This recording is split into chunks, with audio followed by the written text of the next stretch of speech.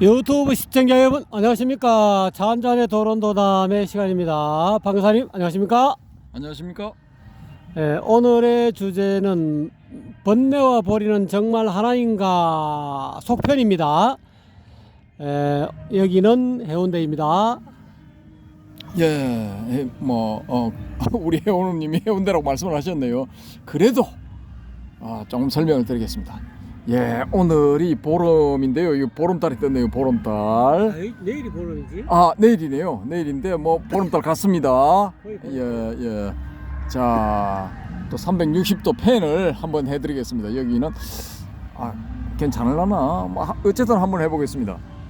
쫙. 서서 돌려야지. 서서.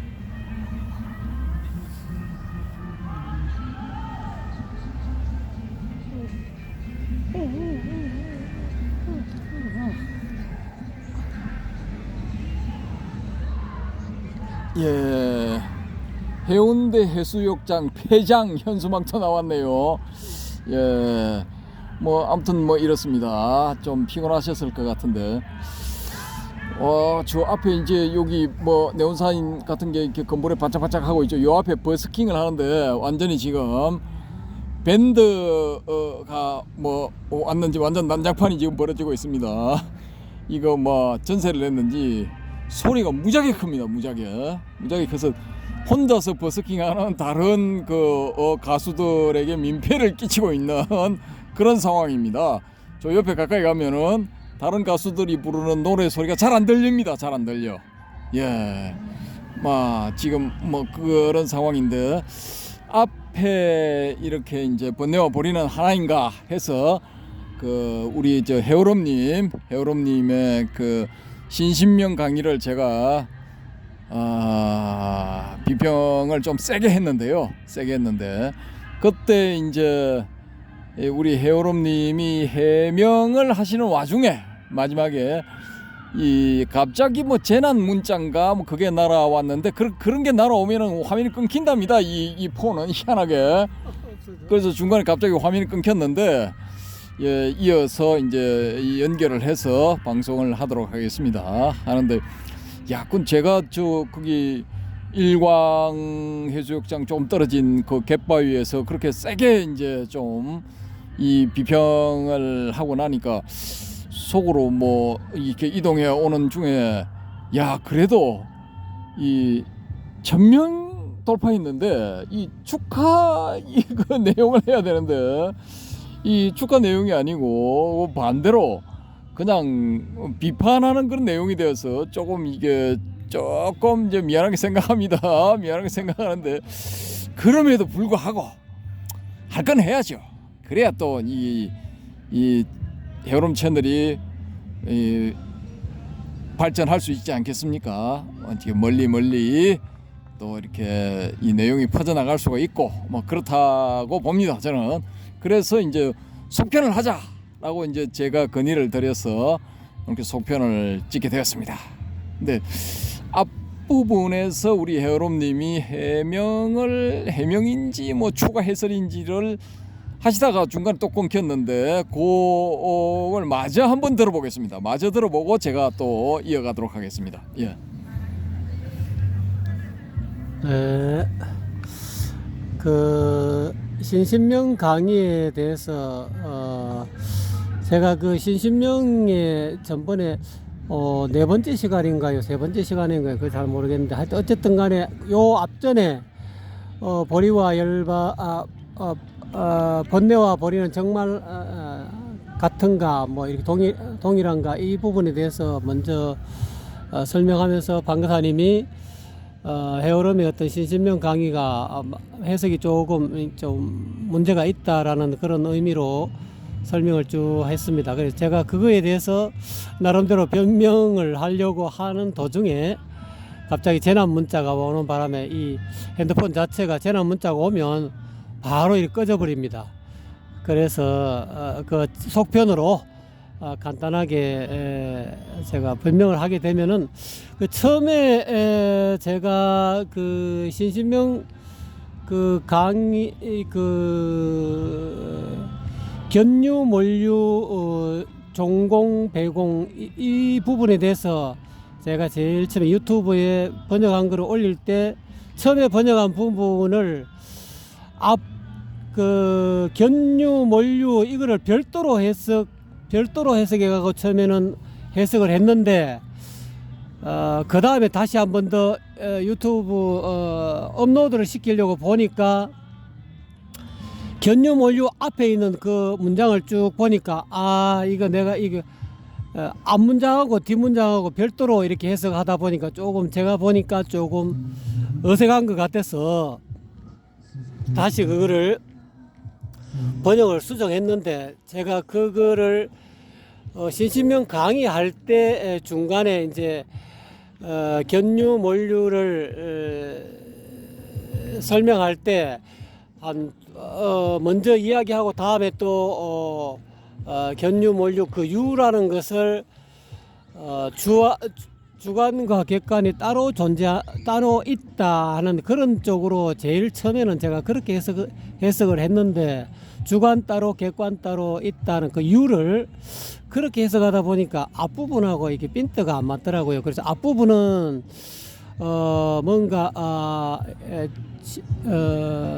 지동이라 하나 제일 첫 부분에 시작한 게 지동 그 움직임 즉 움직임을 저는 번뇌망상으로 보고 그 번뇌망상을 거치는 방법으로 사념처를 제가 설명을 해드리고요.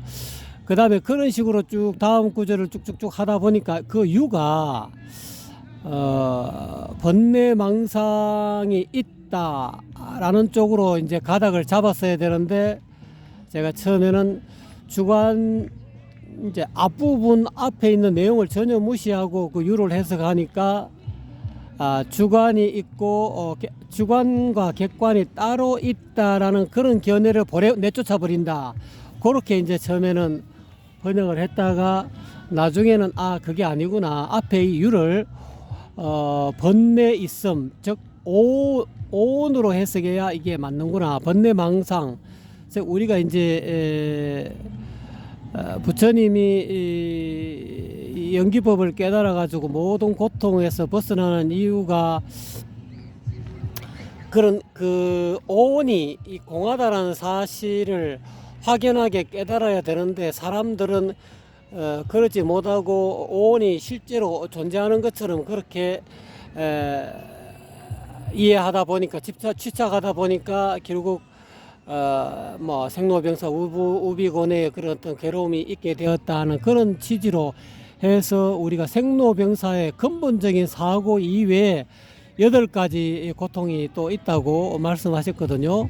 그게 뭐 애별이고 원정회고 뭐 구불듣고 그 다음에는 오음성고라 해가지고 오음이 즉 오온이 치승하게 되면은 그 자체가 이미 고라는 거죠. 그래서 견유를 오온이 있다, 오온이 존재한다. 실제적으로 오온이 세곤, 수온, 상온, 행온, 시곤이 실제적 존재로 존재하고 있다라는 그런 어떤 견해를 견은 내쫓아버린다, 보내버린다 또는 여인다 이런 뜻이기 때문에 그런 오온이 실제적 존재라는 그런 어떤 견해를 내보낸다 이 말이죠. 그거를 확연하게 깨친다는 거죠. 이 오온이 실제적 존재가 아니구나, 오온이 공하구나라는 그런 어떤 것을 이제 해석해서 유를 내쫓아 버리면 몰유 그런 유가 처음에는 번뇌가 있었지만은 그런 그 번뇌를 나름대로 그런 오온이 공하다는 사실 자체를 깨닫게 됨으로 인해서 깨닫게 되는 것 자체가 이미 견유가 되는 거죠. 유가 오온이 실제적 존재가 아니고 오치온적인 그런 견해를 내쫓아버리고 즉 몰아내고 물리치고 물리치면은 몰유 그 오온이 텅 비었다는 몰유라는 것은 없다라는 뜻 있음이 사라졌다 있음이 없어졌다 즉 오온이 마음속에 실제적 존재로 간직하고 있다가 사라졌다 이제 그런 식으로 이제 저는 이제 그런 뜻으로 이제 해석을 했는데 아마 그 본문에서는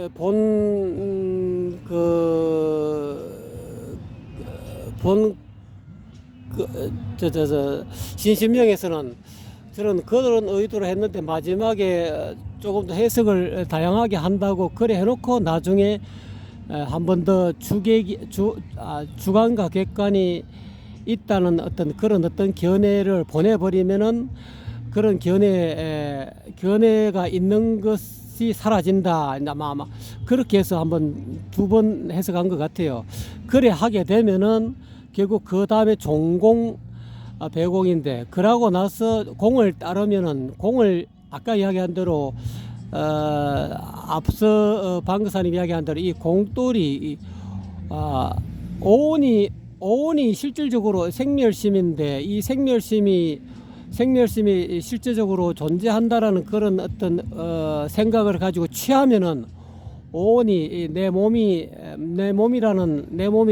나고 내 생각, 감정 또는 뭐 이성 또는 뭐 의지 또는 판단, 인식, 이 전부 다 실체적 존재로 이해하게 되는데, 그러한 실체적 존재로 이해하게 되는 그런 견해를 앞에서 견유했기 때문에 다 마음속에서 몰아냈기 때문에 그런 견해가 다 사라졌다.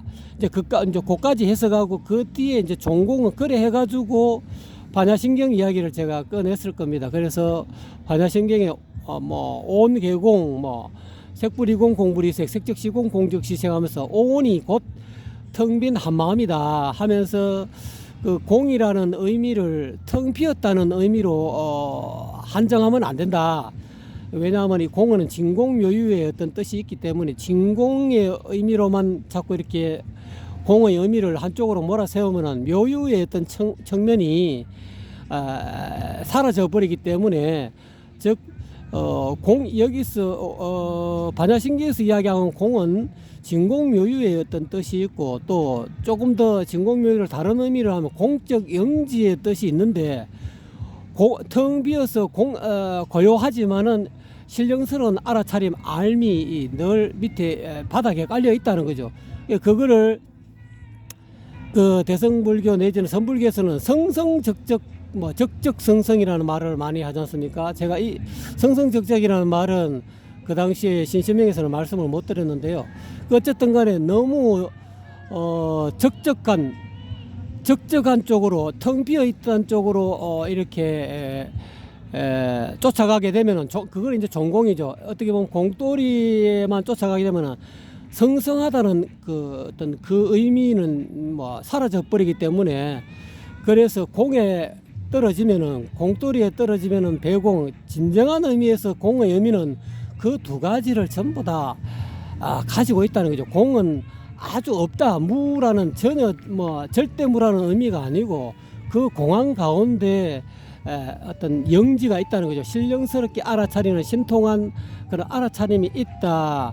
그 두 가지를 전부 다 겸한 것이 공이라는 의미인데, 그래서 제가 반야신경 260자를 유튜브에 제가 벌써 한 1년인가 2년 전인가 제가 올렸기 때문에, 거기에 제가 그 공이라는 의미를 텅 빈 한마음이라고 해석했거든요. 그러다 보니까 텅 빈 한마음으로 공을 이해하게 되면은 사성제라든지 오온이라든지 12처, 18개, 12연기, 이 모든 것들이 초기 불교의 모든 교리가 결국 텅 빈 한마음의 발현이라는 거죠. 텅 빈 한마음에서 그런 어떤 교리들이 전부 다 돌출됐기 때문에, 그래서 12처, 18개, 사성제, 오온, 12연기, 이 모든 것들은 공과 다르지 않다. 처음에는 반야신경에서는 오온, 색적시공, 공적시색, 오온이 공하다 했지만은 나머지 18개라든지 12처라든지 또는 12연기라든지 사성제 이 자체도 이미 텅 빈 한마음에서 나왔기 때문에, 텅 빈 한마음의 작용으로서 나온 그런 어떤 그 교설이기 때문에, 텅 빈 한마음과 그런 초기 불교의 이야기하고는 교설과 다르지 않다. 그래서 오온을 부정했다라기보다는 오온이 텅 빈 한마음과 다르지 않다. 텅 빈 공이 곧 오온이 이렇게 색적시공 텅 빈 한마음이 곧 오온이고 오온이 곧 텅 빈 한마음이라는 거죠. 달리 이야기하면은 텅 빈 한마음이 곧 사성제고 12연기고 18개고 12처라는 거죠. 그런 어떤 교리적인 그런 서가모니의 가르침이 공하고 텅 빈 한마음과 다르지 않다는 거예요. 그러니까 이제는 초기 불교를 공부하는 사람들이 이 부파 불교를 거치고 설일체 유부를 거치면서 너무 교리가 뭐 법유 쉽게 말하자면 서가모니 부처님이 하신 말씀은 뭐 영원히 존재하는 것이다. 실체적 존재다. 뭐 오온도 실체적 존재고 12지도 실체적 존재고 18개 12연기 사성제도 실체적 존재라는 그렇게 이해하는 그런 어떤 설일체 유부적인 또는 그런 견해를 전부 다 공이라는 말 한마디로 그것이 실체적 존재가 아니고 텅 비었다. 실체가 없다. 그렇지만은 텅 비어 있지만은 그것은 공과 텅 빈 한마음이다. 텅 빈 한마음에서 다 모든 교리가 나와 있기 때문에 그것이 오온과 다르지 않다 하면서 교리에 이제까지 매몰된 사람들로 하여금 이제 교리는 다 잊어라. 부정한다라고보다는 저는 이렇게 그 당시에도 모르겠습니다. 그 신신명에서는 어떻게 설명했는지 모르겠지만 그 교리 자체를 부정한다라기보다는 교리를 이제까지 초기 불교에서 이야기한 그 모든 교리는 다 잊어버리라. 그거 이제 다 쓸데없는 거다. 그 마음만 번잡해지고 교리 자체를 잊어버리고 오로지 텅 빈 한마음. 이게 선불교에서 이야기하고 대성불교에서 초기 중기 대성에서 결국 주구장창 이야기했는 그 일심이라 그러죠. 텅 빈 한마음은 어떻게 보면 일심과도 같은 의미거든요. 그래서 한마음만 알아차리면 되지. 한마음만 마음 하나만 제대로 닦으면 되는 것이지. 뭐 번잡하게 오온이니 뭐 12천이 18개니 사성제니 뭐 12연기니 골치 아프게 교리 같은데 신경 쓰지 마라 하면서 모든 교리에 대한 그런 집착을 법집을 없애버리고 이제는 텅 빈 한마음 쪽으로 모든 불교를 믿는 사람들이 그쪽으로 인도하는 설법이 반야신경의 설법이었고 또는 뭐 대성의 어떤 교설이 아니했겠느냐. 또한 선불교에서도 결국은 본래 면목을 이야기하고 주인공을 이야기하는 그것이 뭐 주인공이니 본래 면목이니 이도 공하고 텅 빈 한마음과 다르지 않거든요. 제가 보는 관점은. 그래서 주인공 또는 뭐 본래 면목 텅 빈 한마음 이거 하나만 가지고 물고 늘어져도 다 깨달을 수 있고 부처가 될 수 있다는 그런 의미로 저는 설명을 하려고 했는데 모르겠습니다. 그 신신명을 해석하면서 제가 시간이 쫓겼는지 모르겠지만 지금처럼 이렇게 상세하게 설명 못 드리고 아마 지금 요번에 이제 5탄 신신명 5탄이 나가는데요. 거기에도 이 설명이 좀 들어있는 거 뭐 도덕경에서 이야기했는지 신신명에서 이야기했는지 저도 두 개를 같이 녹화를 하다 보니까 지금 금방 이야기한 이런 비슷한 뉘앙스로 말을 했는데 이제 저는 그래서 이제 반야신경은 뭐 교리 자체를 부정했다라기보다는 거기에 집착하지 말아라. 그것이 부처님의 어떤 텅 빈 한마음에서 뭐 달마스님도 뭐 어디 서천에서 저 인도에서 중국으로 올 때 뭐 하나라도 가져온 거 없지 않습니까? 한마음 하나 깨쳐갖고 오셔갖고 또 결국은 그것을 선불교적으로 풀어 먹인 거와 마찬가지이기 때문에 그와 같이 이제는 뭐 교리를 잊어라. 물론 아집은 이미 초기 불교를 많이 배워서 내가 텅 비었다는 건 이미 알고 있기 때문에 그거를 말 안 하고 법 자체도 이미 다 버려라. 그것이 법이 뭐 부처님이 말씀하신 그 초기 불교 그 자체가 틀렸다는 건 아니지만 그것 때문에 설일치 유부라든지 안 그런 부파 불교에서 너무 많은 사람들이 그 교리에 매몰됐기 때문에 대성불교에서는 그 교리는 이제 전부 다 지나간 옛 물건이다. 그냥 찌꺼기다. 찌꺼기는 과감하게 내려놓고 새로운 공 하나에 집중해라. 그러면서 뭐 법화경에서도 뭐 일불성이라는 말이 나왔지 않습니까? 저는 그 일불성이 일심이라고 보고 즉 텅 빈 한마음으로 제가 봤기 때문에 그렇게 설명한 것인데 제가 이 설명이 조금 제가 표현하는 표현법이 조금 신선한지 모르겠습니다. 하여튼 저는 그렇게 그런 의미에서 신신명을 봐왔고 또 그런 쪽으로 이제 해설하려고 노력했는데 또 방거사님이 보시기에는 또 어떻게 보셨는지는 잘 모르겠습니다. 어쨌든 간에 그 부분에 대해서는 제 뭐 변명이 되겠습니다. 예, 뭐 장황한 별명, 예, 잘 들었습니다. 이 아름다운 해운대의 밤을 오염시키는 그런 뭐 변명이 되겠습니다. 근데 제가 이제 궁금한 건 뭐 여기서 이제 금방 변명해서 뭐 일단을 비추기는 했지만은 왜 제목을 예?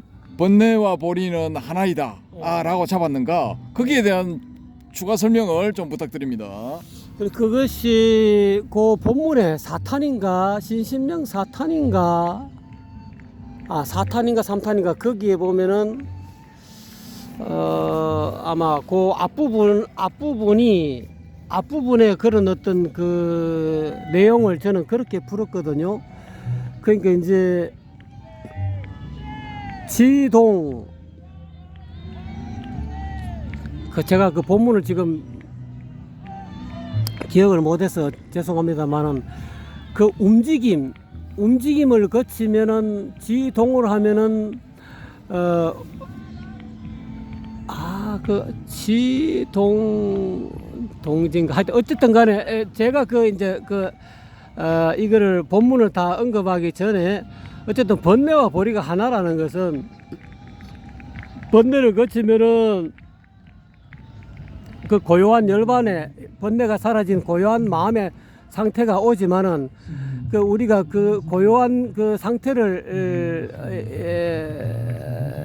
또 이제 추구하다 보면은 애써 노력해서 고요한 상태 열반을 추구하다 보면 오히려 그것이 추구하는 그 마음 자체가 이미 번뇌이기 때문에 그거를 내려놔라라는 그런 어떤 본문의 내용이 있었을 겁니다. 그래서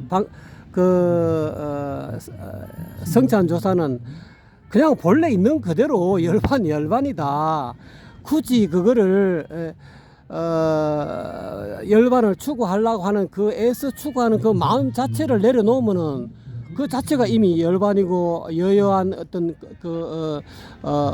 그런 진여 면목인데 그렇기 때문에 그 보리와 열반이라는 그 보리가 왜 열반이냐면 그걸 반야신경에 다 나와 있습니다.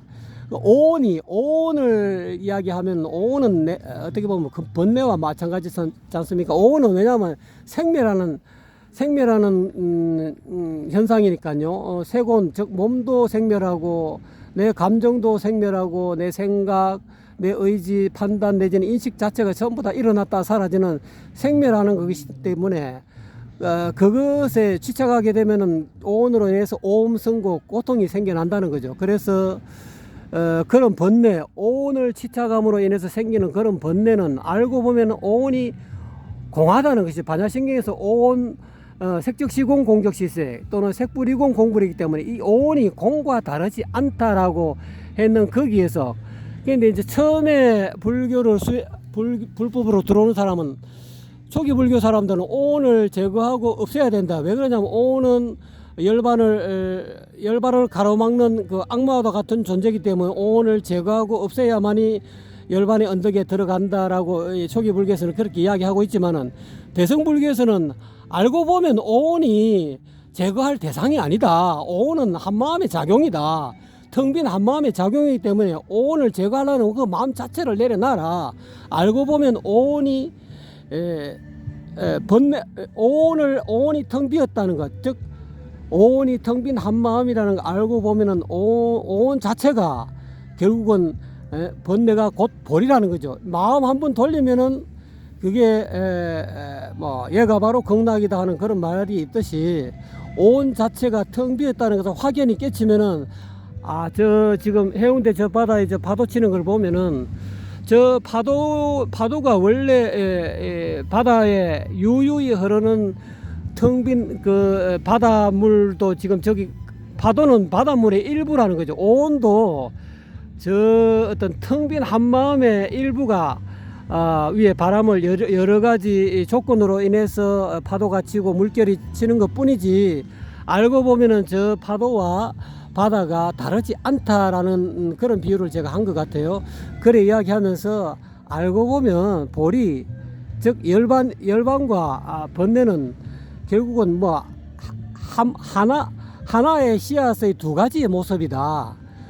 그 무명이 잠깐 이렇게 자기 본 모습을 알아차리지 못하면은 물론 그런 무명이 생겨서, 또는 그게 원래는 그게 열반이고 보리의 작용인데, 한마음에 텅 빈 한마음의 작용인데, 그것을 알아차리지 못하는 그런 순간적인 어떤 그런 무명 때문에 그런 오온이 치성하게 일어나서, 그 오온이 치성하게 일어남으로 인해서 또 오온이 자아와 세계로 보는, 몸을 나라 생각하고, 몸 바깥에 있는 것을 물질이라 생각하고, 내가 느끼는 존재를 나라 생각하고, 느낌을 주는 바깥 대상을 또 바깥 존재라 생각하고, 또 생각하는 나와 생각되는 대상과 이런 식으로 오온 자체도 주관과 객관으로 이렇게 나눌 수가 있지 않습니까? 그렇기 때문에 그거는 자기 한마음의 작용일 뿐이다. 텅 빈 한마음이다. 알고 보면은 오온도 내나 번뇌도 보리와 다르지 않다. 그런데 이제 초기 불교에서는 이 말이 수용이 안 될 겁니다. 근데 이제 선불교 내지 대성불교로 들어가게 되면은, 텅 빈 한마음을 깨닫게 되면, 이 오온이 원래 내 도중 6가지 안이비설 신이가 이게 오온을 만드는 주범이기 때문에 이것이 도중놈이었는데, 내가 텅 빈 한마음을, 대성에서 이야기하는 한마음을 깨치고 보면은, 이게 도둑놈이 내 가족이 된다는 거죠. 내 권속이 돼가지고 내가 마음대로 오온을 경영한다는 것은 내가 오온에 휩쓸리지 않는다는 거죠. 내가 기쁨을 표현할 때는 표현하고, 생각을 표현할 때는 표현하고, 감정을 표현할 때는 표현하는데, 그 감정에 이끌리지 않고, 생각에 끄달리지 않고, 판단에 끄달리지 않고, 내 몸에 육체적인 어떤 욕망에 끄달리지 않는다라는 거죠. 그래서 대성으로 들어오면은 그런 어떤 공을 제대로 진공이라는 이 진공묘유라는 대성의 이 공 하나만 공성 하나만 깨치면은, 딴 거 오온이니 18개니 12천이 12연기니 사성기 다 필요 없다는 거지. 공 하나만 깨치면 되는데 쓸데없이 그렇게 머리 복잡하게 그렇게 교리에 대해서 교리 공부 안 해도 된다는 거죠. 대성은 쉽게 부처되는 쉽게 부처되는 법이 있는데 뭐하려고 그 골치 아프게 말이지, 그런 교리로 가지고 딱 따져가지고 그런 깨달음으로 들어갈 필요가 없다는 거죠. 서가모니 부처님은 그 당시에, 서가모니 부처님도 당시에 그 육사외도들이 있었기 때문에, 육사외도가 그 당시에 수많은 사람들을 올바른 견해로 인도하지 못하고, 서가모니 부처님도 그 육사외도의 어떤 그 피해자였지 않습니까? 그러다 보니까 요소설이니 회의설이니 수많은 그런 어떤 자기 나름대로 한 소식 하는 걸 가지고 부처님 당시에 어떤 그런 종교 교주로 나서 가지고 내가 제대로 깨달았으니 나를 따르라 해 가지고, 서가모니 부처님도 명상도 해보시고 고행도 해보시고 다 해봤지만은 결론적으로 그게 이 열반으로 가는 똑바른 길이 아니다라는 것을 아셔가지고, 최후에는 멸진정의 경지에 들어가서 이 열반에 들어가다 보니까, 이게 서가모니 부처님 모르겠습니다. 그 당시에 워낙 육사외도들의 어떤 그런 사상이 셌기 때문에, 그 당시에 자기 제자들 중에서도 육사외도에서 온 제자들도 있기 때문에, 그 제자들의 어떤 생각을 정견으로 인도하기 위해서 그렇게 많은 오온이라든지 12처 18개 사성제 12연기 굳이 12지 아니라도 8지라도 연기를 이야기했을 거란 말입니다. 그렇게 해가지고 대성에서 이야기하고 있는 일심으로, 즉 공성으로 인도하기 위한 어떤 방편이었지 않느냐. 근데 이제 열애가 돌아가시고 난 뒤에 그 이후에 수많은 논사들이 나오고, 부파불교가 나타나고, 또 대성의 용수가 나타나고, 세친 무착 이 수많은 대성불교 사상가들이 나오고, 서가모니 부처님은 이야기한 그런 어떤 교설에 너무 천착하지 말아라. 그 당시에는 그렇게 방편으로 그렇게 법화경에도 그런 말씀이 있지 않습니까? 화택에 아이들이 불이 타고 있는데 그냥 일불성을 바깥에 나와가지고 이거 죽구만 나오느라 하면 안 나오니까 아이들이 좋아하는 뭐 사슴술 해줄게 뭐 소술 해줄게 이런 식으로 과거에 초기 불교는 그 당장에 불타고 있는 화택에 빠져 있는 중생을 끄집어내기 위해서 그렇게 초기 불교 교수를 설한 것뿐이다. 알고 보면은 일불성 즉 공성 즉 한마음 텅 빈 한마음 진공묘유 이거를 이야기하려고 서가모니 부처님이 그렇게 설법한 것이지, 지금 초기 불교 연구하는 양반들이라든지 안 그러면은 지금 뭐 그런 쪽으로 교리에 빠져 있는 사람들에게 그 뒤에 뭐 선불교하는 그런 어떤 조사들이라든지 그런 분들은 서가보니 대성이 어떻게 보면은 진짜 불설이다. 지금 초기 불교 사람들은 대성은 비불설이를 하는데 그거는 너무 한쪽으로 교리적인 측면에만 몰입이 돼가지고 자기 것만 옳다라고 믿고 있기 때문에 그런 것인데, 대성의 그런 깨달은 어떤 스님네들이나 선지식들은 깨닫고 보니까 서가모니 부처님은 그냥 방편으로 시설한 것인데 하면서 일불성을 주창했다 아닙니까? 일불성이 내나 주인공이고 내나 본래 면목이고 뭐 일심이고 뭐 공이고 공성이고 진공묘이고 그런 것 같아요. 그래서 저는 그것을 이야기하고 싶었는데 제가 그 당시에 신신명에서 이야기하고 있는 성찬대사의 뜻도 그에 있지 않겠나 하는 쪽으로 제가 좀 시간을 많이 잡고 설명을 좀 제대로 했었어야 되는데 하는 그런 아쉬움도 있습니다. 예, 참 진짜 삼천포까지 갔다 오느라고 수고하셨습니다. 야, 몸은 해운대에 있으면서 정신은 삼천포로 헤매다 왔습니다. 맞습니다. 예. 그런데 제 질문은 간단해요. 그냥 그러면 삼조 성찬의 그 요번 본 강의 내용에 어떤 구절이 그 번뇌와 보리는 하나다라는 것을 이야기하고 있는가, 그걸 질문을 했는데 본문을 보시면은 제대로 보시면 아마 3탄인가 4탄에 이게 지금 세 번째를 올렸는지 네 번째로 올렸는지 이것도 몰라요. 그걸 잘 모르겠어요. 제가 아는 제가 본 바로는 저 연속해서 계속 봤는데 세 번째 올라왔거든요. 그렇습니까? 근데 본인은 세 번째가 아니라 네 번째 올라갔다 그러고 지금 다섯 번째 촬영을 했다 그러고 내가 숫자를 5를 적었는데 숫자를 5 적은 거 4로 바꿔야지. 아니 그러면은 그게 다섯 번째가 맞다면은 세 번째 네 번째를 뭐 4 쓰고 찍은 거를 어디에다 빠져먹었다는 건데 그거 뭐 엿바꿔 먹었나? 번뇌는 거의 그 세 번째 맞는 것 같습니다. 예. 야, 이게 지금 정신이 오락가락합니다. 정신이 오락가락합니다. 이거 뭡니까 해운대 해수욕장만 폐장하는 게 아니라 이거 우리 해오름도 폐장을 해야 돼.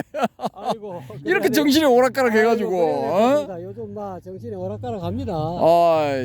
기억력이 제가 정확하지 못하다 보니까 한번 돌아서면 자주 잊어버립니다. 그래서 우리 방도사님처럼 특출난 기억력을 가지고 있어야 되는데 그때 내가 그때 신신명 강의하고 돌아서면 제가 다 잊어버립니다. 야, 그런 거에 대해서 기억 안 하는 게 또 자, 이게 기억하고 싶지 않은 게 또 지금 그거. 33분이 지나고 있어서 이거 또 더 오래 끌면은 이 여러분을 이렇게 이제 뭐 이렇게 무시하는 그런 처사가 될 수도 있을 것 같아가지고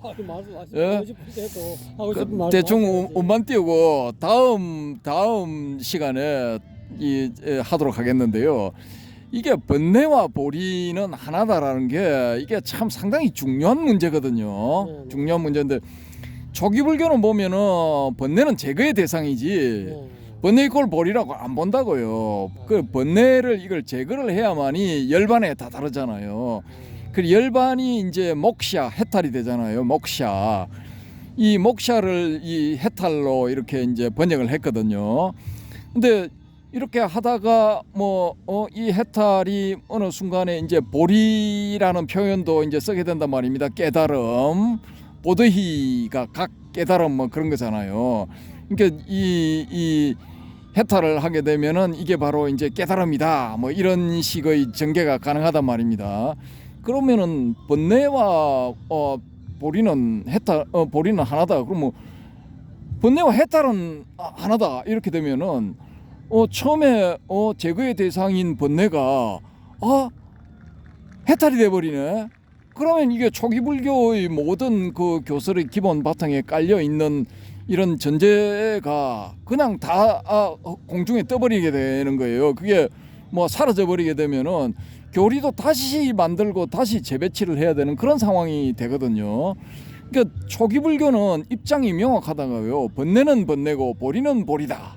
그래서 번뇌를 제거하고 보리를 얻어야 된다. 이게 기본 공식이에요. 기본 공식.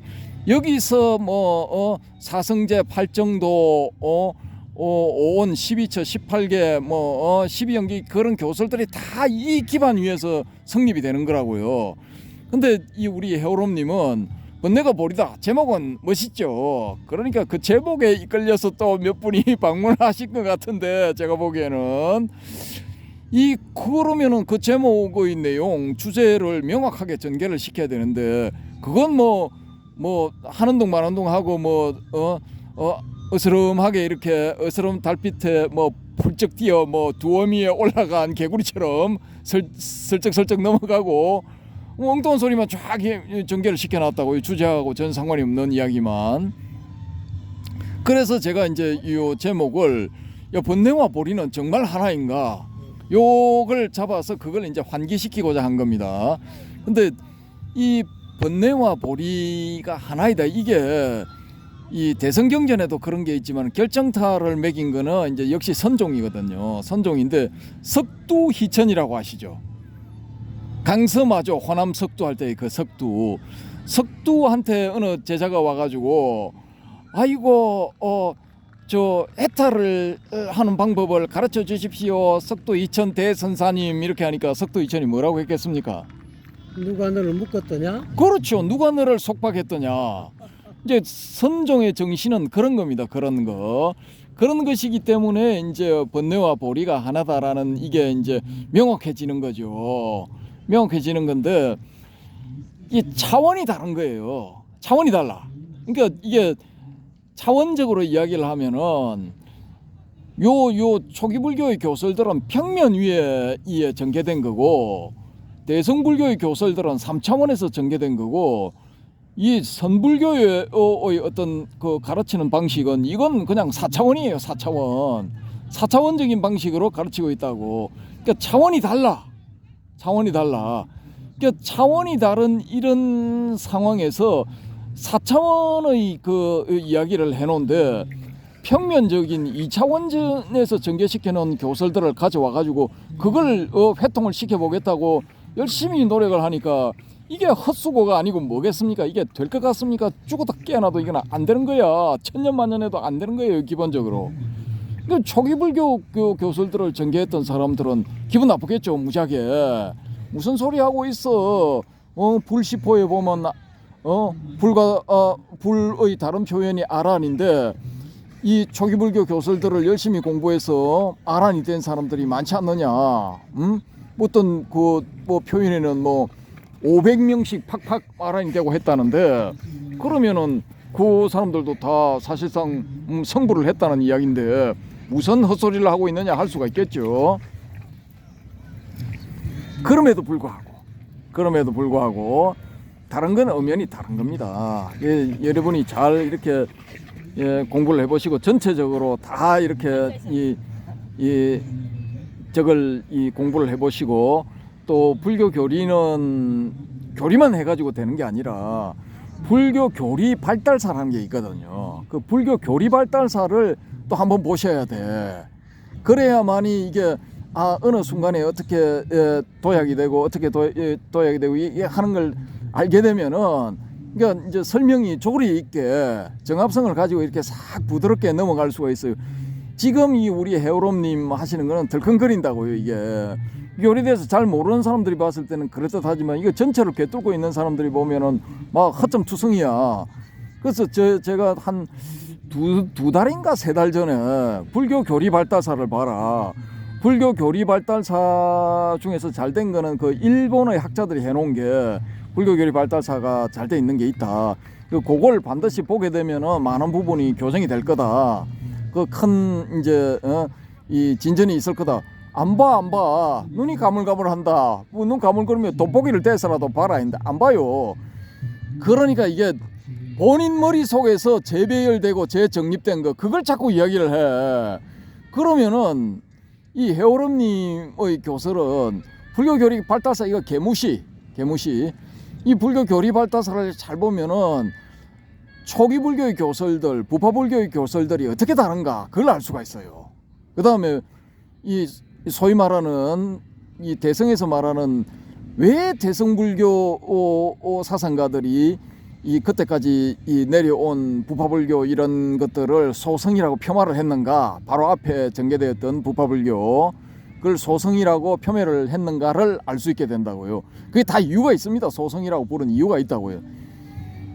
그 다음에 전개된 게 뭐냐면은 선종이잖아요. 그러니까 이 교리 발달사를 쭉 보면은 선종도 선학이라는 말이 있듯이 선종도 교리를 전개시키는 방법이 있거든요. 삼론을 밑바탕에 깔고 변정적으로 전개를 시키는 건데 그 금방 석두희천이 한 이야기도 이 해탈과 속박을 딱 이게 이 배치를 시켜 배대시킨다 그러죠. 양쪽에 두는 거를 배대를 시켜가지고 본인이 질문자 본인이 그 양쪽 양변을 변정적으로 회통을 시켜서 종합적인 태제 명제를 이렇게 본인이 획득하도록 그런 식으로 유도를 하는 거라고요. 그 선사라는 사람들의 답변 방식이 그렇거든요. 근데 그건 인도의 이 중관 논사들이 쓰는 이 전형적인 방식, 이 소위 말하는 귀류 논정파들이 쓰는 전형적인 방식이라고요. 그게.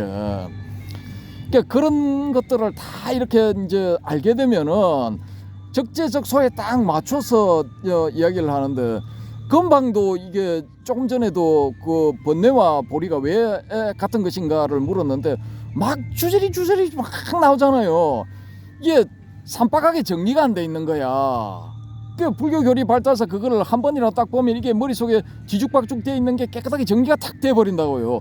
그러면은 이제 질서정연하게 탁 나오고 핵심만 딱딱딱 뽑아가지고 요점 정리식으로 딱 답변을 할 수가 있다고요, 이게. 근데 주저리 중언부언 하잖아요. 이게 뭔가 모자란다는 거야. 근데 본인은 자기가 모자란다고 1도 생각을 안 해. 본인은 완벽하다고 생각해요. 이게 환장할 노릇이야, 사람이. 예? 아니 반야신경의 온 계곡만 보면은 그게 그거는 당신은 앞부분 절반 내지 3분의 1만 보는 거야. 그 부분의 전개가 변정적으로 돼 있기 때문에 뒷부분도 봐야 돼. 뒷부분은 결론에 합태제, 합에서 합명제에서 뭐라고 하느냐면은 공중무색하고 무수상행시, 무안이비설신이, 무색성령 위촉법 쫙 나와버리잖아. 12연기도 무를 붙여가지고 쫙 해버리잖아. 근데 한자 무로 번역이 되어 있지만 산스크리트 원문은 아를 붙이든지 나를 붙이든지 해가지고 그걸 부정하는 거예요. 그러니까 언어적인 표현도 무시를 할 수가 없어. 당신 말대로 그런 식으로 전개를 할 것 같으면은 산스크리트 반야심경을 만든 원저자가 왜 부정을 의미하는 아와 나라는 단어를 그 접도를 썼겠냐 이 말이야. 저는 반야신경을 그 공중무색 그거를 어떻게 이해했냐면은 이미 공성을 체득하면은 그 속에는 이미 이 텅 빈 한마음 속에서 모든 교설이 나와 있기 때문에 그 공성 안에는 그런 뭐 12철이든지 18개라든지 뭐 사성제 12연기 이 자체가 없다는 말이 맞거든. 나는 이제 그렇게 이해가 되기 때문에 온 계공, 색적시공, 공적시색 이것만 보면은 곧 번뇌가 벌이라는 게 나는 한눈에 지금 들어오거든요. 그래서 제가 온이 공하다는 이 자체가 온은 내나 번뇌고 공은 벌이다 말입니다. 번뇌와 온과 공이 색적시공, 공적시색, 번뇌가 곧 벌이고 벌이가 곧 번뇌라는 그 반야신경 앞구절에서 이미 저는 뭐 번뇌가 곧 벌이다는 결론이 다 나왔고 마지막에 방금사님 이야기하는 공중무색이라는 공에 대해서 조금 더 설명하려 하다 보니까 알고 보면 부파불교에서 또는 초기불교에서 하고 있는 모든 뭐 12처 18개 뭐온 뭐 사성제 12연기 이 모든 교설은 부처님이 처음부터 태어나면서부터 그거를 머릿속에 뭐 계산해서 나온 게 아니고 텅 빈 한마음 내지는 열애장 내지는 본래 면목 이 속에서 모든 교설이 나와 있기 때문에 이 교설 본래 면목 안에는 공 안에는 교설이 본래 없다는 거예요. 그러니까 무안이비설신이 무색성량 미적법 무한계 이렇게 나온 이유가 공성 안에는 모든 그러니까 이제 초기 불교의 모든 교설은 다 잊으라는 뜻으로 공중무색 해가지고 설명을 해놓은 거에 불과하다고 나는 생각하거든요. 그러니까 초기 불교 사람들아 이제는 교설을 다 떠나라. 이 공 하나에만 신경 써라. 왜? 공 속에서 다 모든 교설이 다 나와 초기 불교 교설이 다 나와 있기 때문에 그 교설을 몰라도 돼. 공만 알면 끝나. 이런 뜻으로서 반야신경 뒷부전에 그 공중무색 이렇게 그렇게 나왔다고 저는 이해하기 때문에 그 부분만 보면 이미 뭐 보리 입고로 뭐 번뇌 입고로 보리는 정명이 다 된다고 나는 그렇게 알고 있기 때문에 그렇게 말한 거죠. 그게 이게 이제 본인이 머릿속에서 다 짬뽕이 된 거야. 짬뽕이 돼가지고 그 최종 결론이 이렇다. 그 최종 결론에 맞춰가지고 다 집어넣는데 그래서 이제 교리 발달사를 보라고 제가 이제 피터제의 이야기를 하는데 개무시 당하고 있거든요. 근데 그 교리 발달사를 보면은 반야심경이 왜 나왔는가? 반야심경에서 저런 이야기를 쓰는 게 왜 쓰는가? 왜 앞에 아나나라는 이 부정 접두어를 붙여가지고 그런 식으로 표현을 해놨는가? 그걸 알 수가 있게 돼요. 그러면은 이제 그 반야심경의 창작자, 반야심경을 쓴 사람이 무슨 의도를 가지고 이 경전을 만들었느냐 이걸 알 수가 있게 된다고요. 근데 이 지금 헤어롬 양반은 그런 건 개무시야. 그건 내가 알 바 아니고 내가 파악해 놓은 공의 의미, 내가 파악해 놓은 오온의 의미, 그걸 이제 최종 결론 단계에서 그냥 그대로 이야기를 해버리는 거야. 거기에 맞춰가지고. 그러면 우리 옛날에 80년도에 90년도 요즘도 그 보니까 그 과자가 나옵니다. 그 땅콩으로 버무린 비빔 과자 롯데 맛동산 뭐 그거 나오죠, 그죠? 그 선전 보면은 텔레비전 볼 때 보면은 맛동산 선전 나올 때 보면 한씩 그거 나온다고요. 맛동산 로고송. 근데 어떤 사람이 그걸 딱 보고 헤어롬한테 묻는 거야. 헤어롬은 지금 이제 맛동산 선전을 딱 한 거예요. 비유를 하자면은 어떤 사람이 딱 보고 쌤 그 맛동산 땅콩으로 버무린 게 아니고 제가 받은 거는 거기 뭐 아몬드가 박혀 있던 건데 박혀 있던데요. 그러면 이 헤어롬은 이러는 거야. 야 땅콩이 박혀 있던 아몬드가 박혀 있던 고소하면 되는 거야. 됐잖아. 고소하면 됐는데 뭔 개소리야. 여러 잡소리 하지 마. 어떤 사람은 보고 쌤 제 거는요 땅콩도 없고요 아몬드도 없던데요. 야 이게 고소하지? 고소하냐 안 하냐? 고소는 하던데요. 그러면 된 거지. 그걸 지금 계속 이야기를 하고 있는 거야. 야 처음에 로고송 할 때 여러분 땅콩으로 버무린 비빔과자 롯데 맛동산 하면은 이 맛동산이라고 주는 과자 안에는 땅콩이 박혀 있어야 돼. 근데 이 양반은 뭐 땅콩이 박혀 있어도 좋고요. 아몬드가 박혀 있어도 좋고요. 아무것도 안 박혀 있어도 돼요. 고소하기만 하면 됩니다. 야, 뭐 이런 개 같은 논리가 있어. 아니, 뭘 이게 이야기를 이렇게 전개를 시키겠다, 강설을 하겠다. 뭐 그렇게 하면은 앞뒤가 다 맞아 떨어져야지. 중간에 가다가 뭐 헛다리 짚어도 결론만 좋으면 되는 거 아니야. 이런 식으로 하면 결론은 벗긴 겁니다. 웬 잡소리들이야. 이게 피곤한 거야. 무지하게 피곤한 거야. 본인은 상쾌하고 산뜻할지 몰라도 이 신신명 강의를 계속 듣는 사람은 결국 나중에 가서 헷갈리게 돼. 신신명에서 뭘 이야기하고 있는지 그거 몰라. 정확하게 캐치를 못해. 그 다음에 초기불교에서 말하는 게 뭔지도 캐치를 못해. 대성불교에서 말하는 게 뭔지도 캐치를 못해. 선불교에서 정작 말하고자 하는 게 뭔지도 정확하게 캐치를 못해. 뭐 짬뽕으로 막 그냥 해대니까 헷갈려.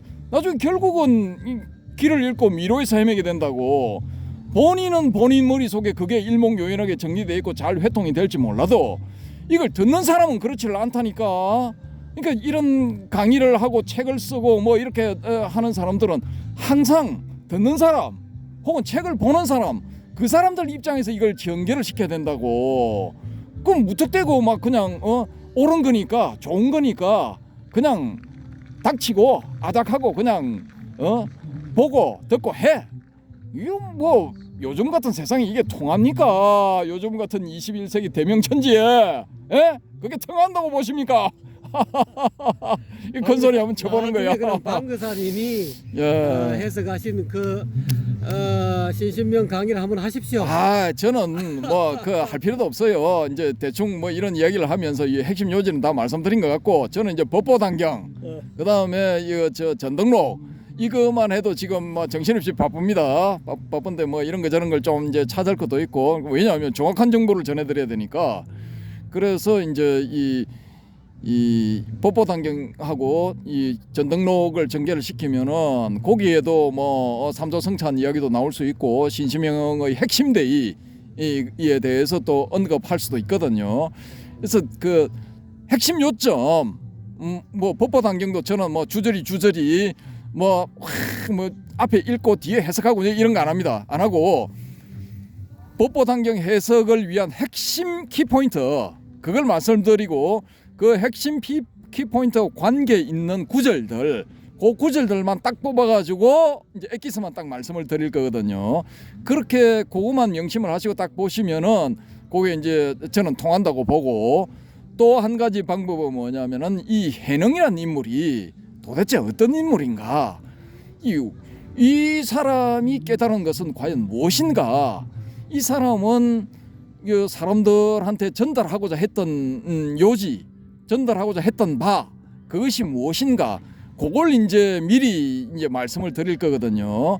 그러면은 이제 이 자기가 제자들을 앞에 앉혀놓고 했다는 상당법어를 기준으로 해서 이게 다 이제 법보단경이 만들어졌지 않습니까? 근데 요 법보단경의 전체 이 1독, 2독, 3독 뭐 이렇게 하시다 보면은 핵심 키포인트 되는 그런 요지 또 이 해능의 어떤 해능이라는 인물의 그 성격 또 이 사람이 가지고 있는 이 깨달음 이 사람이 쥐고 있는 깨달음의 요체 뭐 이런 거를 딱 이렇게 미리 전제로 캐치를 하고 난 다음에 법보단경을 보시면은 자연스럽게 그냥 뭐 한 3독 정도만 해도 완벽하게 회통이 될 수 있다. 저는 이제 그렇게 보고 그런 방향을 설정을 하고 이제 전개를 시킬 거기 때문에 법보단경 전체는 안 할 거거든요. 이제 전체를 이렇게 또 좋아하시는 분은 우리 해오름님 신신명 전체, 법보단경 전체 뭐 이런 걸 보실 거고 전등록도 주요한 부분들만 딱딱 짚는 거지. 전등록에 등장하는 인물을 어떻게 다 언급을 해요? 그게 1,700명이나 된다는데, 뭐 건수도 뭐 1,700 공항이라 하니까 뭐 이런 거 저런 거 다 빼고 뭐 핵심만 잡아도 한 뭐 1,000개 정도 될 건데 또 원어극근이 만든 그 100가지 간출해서 만든 뭐 설두중연이 뭐 처음에 출이고 원어극근이 나중에 또 추가적인 이 평론을 코멘타리를 했잖아요. 그게 이제 그 뭐죠? 그 원어극근이 만든 갑자기 이름이 안 떠오른다. 이 선문에서 반드시 봐야 되는 벽암록. 예, 벽암록 이런 것도 뭐 일일이 다 보는 게 아니라 핵심 요지. 벽암록을 딱 관통해서 딱 이렇게 꿰뚫을 수 있는 핵심 요지 그런 것만 골라서 하지 전체를 다 안 합니다. 그거 하면은 엿가락처럼 너무 늘어져 가지고 이 한도 끝도 없이 나갈 수도 있거든요. 전등록도 마찬가지고 그 외에도 뭐 해야 될 것 되게 많아요. 우리 고려에서 만들어졌다는 뭐 선문염송 이런 거 그런 것도 이제 뭐 한번 다뤄볼 필요가 있거든요. 그래서 뭐 보조국사 진울도 다뤄야 되고 그 앞에는 또 원효스님, 의상스님 같은 경우는 화엄 일성 법계도 그 굉장히 중요하거든요. 화엄 사상을 일통하고 염주알처럼 딱 꿰고 있는 그 내용이기 때문에 법계도를 한번 마스터를 딱 하고 그걸 이제 띄고 난 다음에 화엄경을 보신다. 그러면 싹싹 다 들어와. 그래서 그런 것들을 이제 말씀을 드리려고 하고 여기에 또 이제 이 천태 지자대사를 또 빼놓을 수가 없죠. 이분도 이제 한번 다뤄야 되고, 또 우두 법용 뭐 이런 분들도 이제 뭐 한 꼭지 해야 되고, 그래서 할 게 너무 많아. 너무 많기 때문에 우리 저 해오름님처럼 뭘 뭐 이렇게 하나를 잡고 뭐 10강의 뭐 20강의 뭐 이게 뭐 못합니다. 저는 못하고, 어쨌든 간에 이제 불교 전체를 끝까지, 현대 불교까지, 현대 고성들까지 성철, 경봉, 구산까지는 내려올 거거든요. 그러니까 빨리 가야 돼. 빨리 가야 되니까 핵심 키포인트만 딱딱 짚어서 넘어가는 건 이제 제가 할 일이고, 나중에 이제 법보담경 제 처음부터 들어갑니다 하고 이제 주저리 포달 열리듯이 하시는 거는 이제 이쪽에 전문가가 계시니까 이분한테 맡기도록 하겠습니다. 이상으로 번뇌가 왜 보리인가 이거 이제 마치도록 하겠는데, 이게 번뇌가 보리다 하면은 이게 또 시비를 걸 수 있는 게 이런 게 있어요. 왜 성철 스님이 산은 산이고 물은 물이다 했잖아요. 그 번뇌는 보리다 하면 산이 물이고 물이 산이다 이렇게 되는 거야. 이게 황당한 거지. 건강경을 보면 건강경 한번 본 사람 다 이해하세요. 그게 이게 언어로서 표현하는 거는 언어 논리가 맞아야 돼요. 논리가 맞아야 되는 그런 문제가 있거든요. 한글 문법 구조, 산스크리트 문법 구조, 한자 문법 구조 조금씩 다 달라. 조금씩 다르기 때문에 그게 달라지게 되면은 뉘앙스가 또 달라진다고요. 그래서 이제 이게 뭐 아나 나를 붙인 거를 아비데야 같은 경우도 이거 명이 아니다라고 하는 게 정확한 풀인데, 이걸 그냥 무명으로 딱 해버리잖아요. 그게 이제 비데야는 명사니까 아를 붙여가지고 무명 이런 식으로 번역을 했는데, 이것도 이제 뭐 명이 없다라는 이거하고는 산스크리트하고 한자는 뉘앙스가 약간 다르거든요. 이게 결이 다르다고요. 이런 문제들이 생기기 때문에 강의를 한다든지 뭐 글을 쓴다든지 하는 게 뭐 굉장히 이제 조심스럽게 접근을 해야 되는 그런 문제가 있습니다. 뭐 그런 이제 미세 조정의 문제가 있죠. 어쨌든 간에 이제 번뇌적 보리 이렇게 해버리면은, 야 그러면 산이 물이고 물이 산이다 이것도 통하냐? 이게 돼야 되거든요. 요 문제도 이 산시산 수시수 요 문제도 이거 저 경덕 전등록 이렇게 넘어가면서 한번 다뤄보도록 하겠습니다. 그 원래 중국 선사 한 분이 그 말을 하셨다고 하니까 전등록에도 그 틀림없이 있을 거거든요. 있으니까 그때 이제 한번 요 보리 열반 뭐 요 문제 석도 희천 선사 할 때도 하겠지만은 다시 한번 집중적으로 그때 다뤄보도록 하고, 오늘은 시간이 너무 많이 지났기 때문에 이 정도로 하겠습니다. 예, 감사합니다. 방사님 수고하셨습니다. 기대됩니다. 여러분, 방거사님의 어떤 이 도론도담을 앞으로 펼쳐나갈 이 계획을 약간 엿보셨을 텐데요. 자, 이 방송을 들으시는 모든 불자님들 뿐만 아니라 인생의 진리를 알고 싶은 분은 반드시 도론도담을 앞으로 방거사님이 썰을 푸는 이 도론도담을 보셔야 이 불교가 무엇이구나, 진리가 무엇이구나 감이 잡히실 겁니다. 이런 기회 두 번 다시 없습니다. 수천 년 흘러보세요. 이런 양반 만날 수 있나? 전혀 불가능합니다. 여러분 많은 구독 부탁드립니다. 방사님 감사합니다. 어지럽습니다. 시청해 주신 여러분 대단히 감사합니다.